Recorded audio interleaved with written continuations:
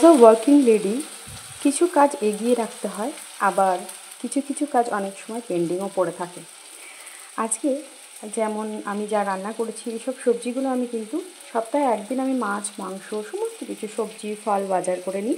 সেগুলো ধুয়ে ফ্রিজে আমি রেখে দিই এবং খুব দরকার না হলে মাঝখানে আর বাজার করতে হয় না। তো সবজিগুলো আমি কেটেই রাখি। তো আজকে রান্না হয়েছে ভাত, তার সঙ্গে ডাঁটা আলু পোস্ত, ডিমের কারি, ডাল সবজি দিয়ে, আর আছে টক দই, কুলের আচার। এটা আমি বানাচ্ছি ফুলকপির তরকারি, যেটা গাজর এবং আলু আমি কেটে মেরে নিয়েছি, এটা দিয়ে হবে। আর আমি একটা মশলা বানাই, সেই মশলাটা আমরা মাল্টিপারপাস ইউজ করতে পারি। এই মশলাটাকে আমি পেঁয়াজ, রসুন, আদা, টমেটো, কাঁচা লঙ্কা, কাঁচা হলুদ, তার সঙ্গে দারচিনি, এলাচ এবং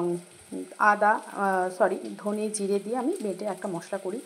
এই মশলাটা অ্যাকচুয়াল মাল্টিপারপাস ইউজের জন্য ব্যবহার হয়। এটা মাছ, মাংস, ডিম যে কোনো সবজির জন্য আমরা ব্যবহার করতে পারি, সবই টেস্ট হবে। এবং গুঁড়ো গরম মশলার থেকে গোটা গরম মশলা বেটে দিলে তার টেস্ট ভালো হয়, এবং শুকনো লঙ্কার থেকে কাঁচা লঙ্কাটাই আমাদের ব্যবহার করা উচিত। তার সঙ্গে কাঁচা হলুদ বেটে দিলে সেটা খুবই ভালো হয় স্বাস্থ্যের জন্য।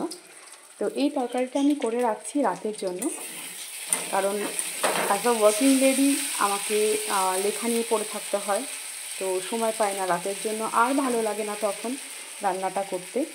এবং সেই সঙ্গে ছেলেকে আমি নিজেই পড়াই, ও 3তে পড়ে, সিবিএসসি বোর্ড, ওর পরীক্ষাও চলছে, কালকে লাস্ট পরীক্ষা। তো তাকে নিয়ে একটু বসতে হয়। বাচ্চারা তো জানেন কেমন, আমরা যতক্ষণ বসবো ততক্ষণই পড়বে, তারপরে তো আর করবে না, তখন উঠে যাবে, মা এটা কী ওটা কী। আমরাও করেছি এক সময়। তো সেই জন্য কাজ যতটা এগিয়ে রাখা যায় ততটাই ভালো। তো কালকের জন্য আমি উচ্ছে আলু ভাজা কেটে রেখেছি, আর কি করব সেটা দেখতে হবে। ফ্রিজে মাছ আছে, কালকে একটু মাছই করে দেবো। কালকে আঁকার স্যার আসে, শুক্রবার আমি নিজে আঁকা শিখি, আর একটা বছর পরে আমার আঁকাতে ডিপ্লোমা শেষ হয়ে যাবে। চেষ্টা করছি আমি যতটা সম্ভব নিজের ওয়ার্ক এক্সপিরিয়েন্সের সঙ্গে নিজের এডুকেশন লেভেলটাও হাই করা। এটা আমার মশলার জায়গা, এটা আমি দিদি নাম্বার 1 থেকে পেয়েছিলাম। তো ধুয়ে ধুয়ে না রঙটা গোল্ডেন ছিল, কেমন হয়ে গেছে। তবে কেনা জিনিসের থেকে পাওয়া জিনিসের স্বাদ না খুব আলাদাই একটা, তাই না? এটা আমার নুনের জায়গা। তো একটু হলুদ দিয়ে দিচ্ছি, এটা থেকে একদম সুন্দরভাবে জিনিসগুলো পড়ে। মশলাগুলো খুব ভালো থাকে এতে। হলুদটা কমই দিলাম, কারণ যেহেতু কাঁচা হলুদ আমি বেটে রেখেছি। এভাবে ফুলকপির তরকারিটা করলে খুব ভালো লাগে। এখন ফুলকপির দিন তো নয়, কিন্তু অল্প ছিল, তো ভাবলাম নষ্ট করব কেন, করে ফেলি।